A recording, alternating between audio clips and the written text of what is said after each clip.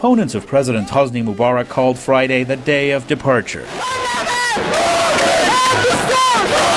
Tens of thousands of anti-government demonstrators filed into Cairo's Tahrir Square to show that their demands are not going away.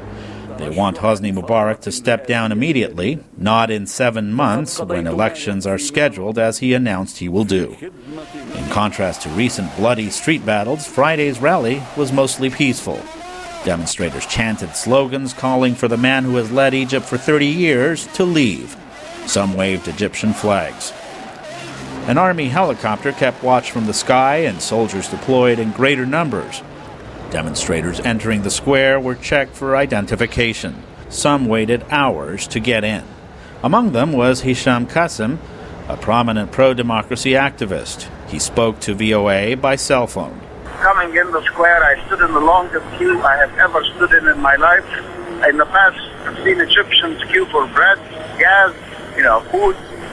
Today, I saw the biggest queue of Egyptians, and they were queuing for freedom. There were reports of some clashes and of shots fired in the air as pro-Mubarak demonstrators marched nearby. His supporters called it the Day of Loyalty. They were not allowed to enter Tahrir Square and started their own rally in another part of the city. The largely peaceful rally was a sharp contrast to the street battles that have been fought in central Cairo in the last few days. Friday was the 11th day of major protests. Opposition demonstrators say they will stay at the square until President Mubarak steps down. Luis Ramirez, VOA News, Cairo.